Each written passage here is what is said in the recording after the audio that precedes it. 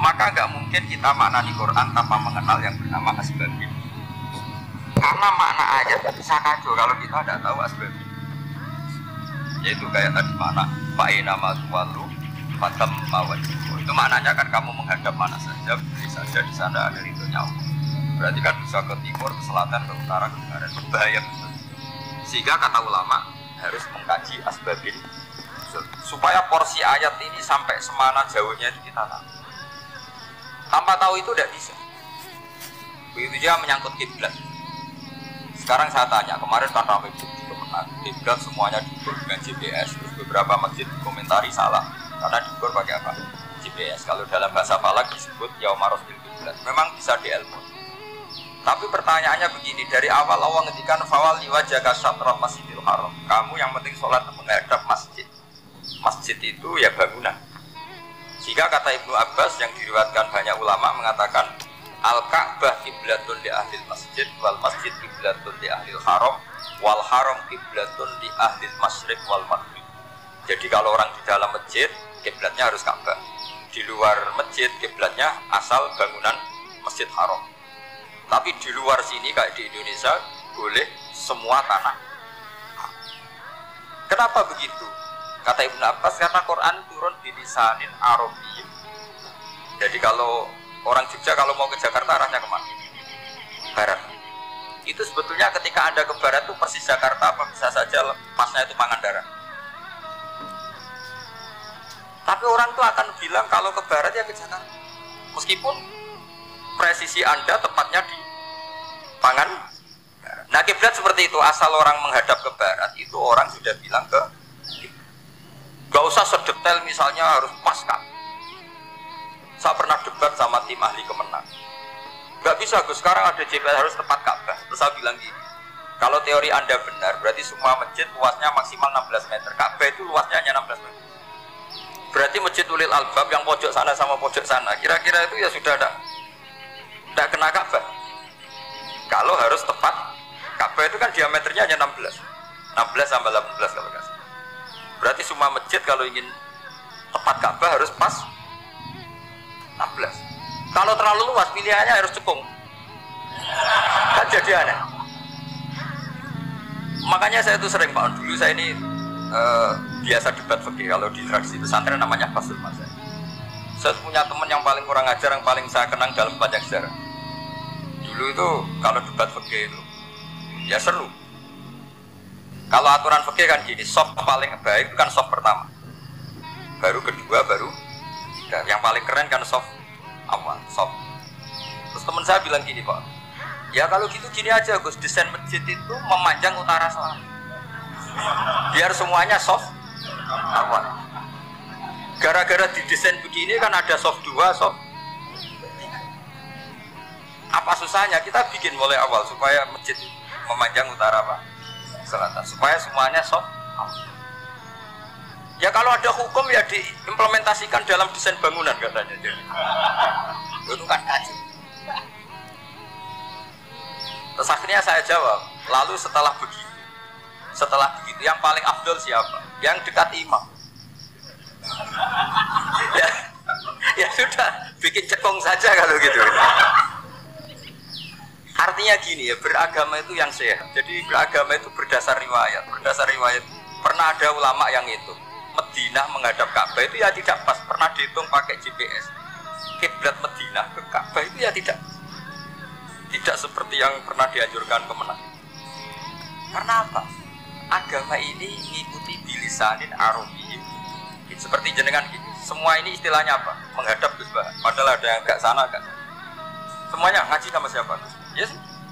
Istilahnya bertatap muka, makanya kita butuh. Ini bahasa, jadi seperti ini semua namanya apa? Beradab. Padahal ada yang agak samping. Ka'bah juga gitu, sebenarnya tidak se-ekstrim yang dibayangkan orang-orang. Cuma kalau bisa tepat, ya kita harus tepat. Tapi tetap saja tidak perlu 16 apa. Fa'aina ma tuwallu fathamma wajhuhu, itu artinya menghadap.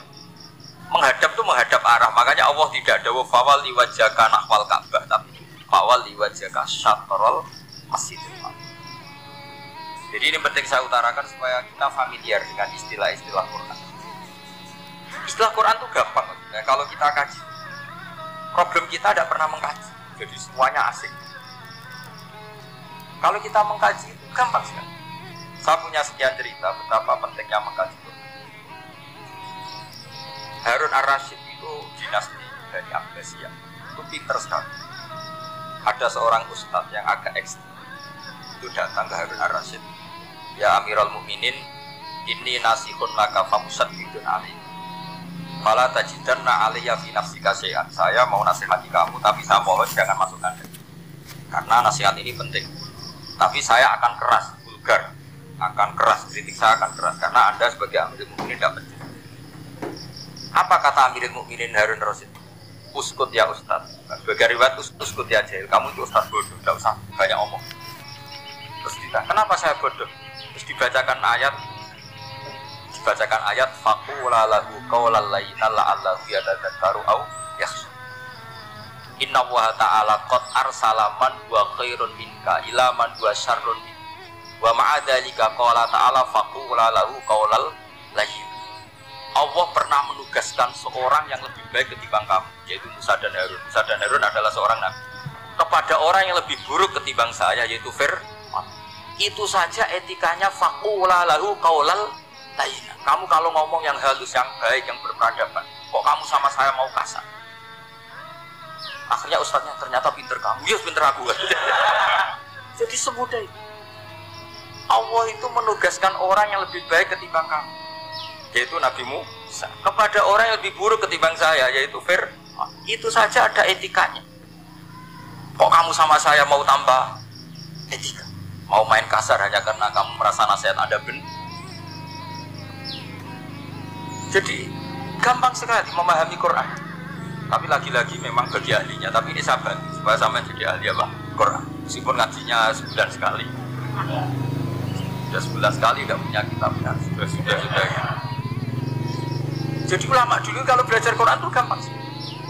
Saya berkali-kali cerita.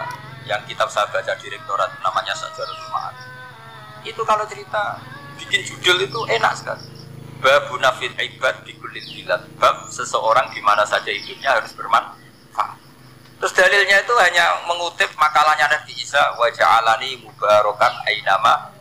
Ciri utama seorang nabi apa? Saya di mana-mana adanya berkahi orang, jadi berkah bagi orang lain. Maksudnya tidak jadi problem bagi orang. Artinya kamu hidup entah di Jogja seperti Pak Ono orang di Bersa, orang Kembang hidup di Jogja manfaat, di Jogja manfaat di mana-mana. Saya pernah di Korea seminggu ya manfaat. Saudara kita TKI yang di Korea manfaat di sana bikin masjid. Karena ketika Allah menceritakan Nabi Isa siapa? Wa ja'alani mubarakan ainama. Saya adalah orang yang di mana-mana berkah. Artinya manusia eksistensinya harus seperti itu, hidup di mana saja. Gampang sekali, Mas. Pernah Imam Syafi'i ditanya, kalau kamu nggak kehilangan air, nggak ada air, sampai cari-cari sampai nggak setelah ketemu air baru kamu boleh tayam. Imam Syafi'i ditanya, apa dalilnya harus mencari? Kalau nggak ada air ya langsung tayam, cari-nyari. Jawabnya Imam Syafi'i itu gampang sekali. Qala ta'ala falam tajid ma'an. Kemudian kamu tidak menemukan, mana-mana tidak menemukan setelah mencari. Kalau belum mencari namanya tidak tahu.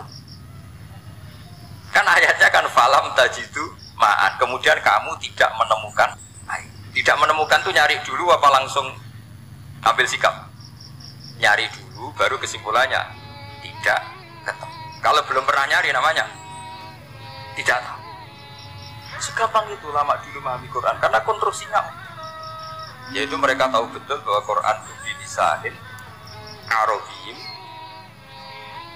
Ketika Futuhat Syam dulu itu dikuasai tentara Romawi. Era Sayyidina Umar Futuhat, Yerusalem dikuasai tentara Islam. Itu awal Sayyidina siapa? Umar radhiyallahu anhu. Ketika Futuhat mau ada pesta besar-besaran, tapi Umar menolak. Ketika menolak, kenapa Anda menolak? Beliau hanya baca ayat Inna Allaha ta'ala ayyara qauman faqala adhabtum thayyibatikum fi hayatikum. Allah itu mengkritik satu komunitas kaum yang zaman dunia menghabiskan semua kenikmatan. Maka kita ada bersyukuran besar. Jangan-jangan jatah kita di akhirat kita thayyibatikum fi hayatikum. Semudah itu. Semudah itu ulama. Rasulullah pernah dahar, pernah makan. Makan karena 3 hari gak makan. Kalau di Indonesia gak makan nasi, gak makan daging. Sudah lama sekali. 3 hari Nabi itu hanya makan kurma dan air putih. Pernah Nabi gak makan roti sampai 3 hari. Kalau Indonesia mungkin gak makan nasi. Di hari ketiga ada sahabat yang berbaik hati, Nabi disembelihkan kambing, dipotongkan kambing, Nabi disuruh dahar. Itu baru dahar setengah piring Nabi berhenti. Ketika ditanya, setengah piring itu kan sudah kuat untuk sholat, untuk apa sudah. Ditanya, ya Rasulullah kenapa berhenti? Bukankah engkau tidak makan ini 3 hari? Nabi menjawab, walatus alunna yauma idzin anin naim. Semua nikmat yang saya rasakan nanti ada pertanggungjawabannya. Makanya saya ada ingin banyak.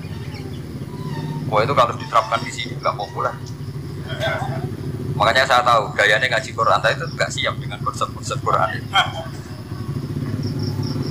Jadi segampang itu orang-orang. Nah karena apa ya tadi? Mereka tahu aspek Quran itu diturunkan dalam konteks apa, lafaz ini arahnya kayak apa, mutlak muqayyadnya kayak apa, muhkam mutasabihnya kayak apa, nasah mansuhnya kayak apa. Nah sedikit saya cerita ini mungkin contoh terakhir supaya agak lama-lama nanti bingung kalau lama. Yang bingung ya saya, bingung cara memahamkan.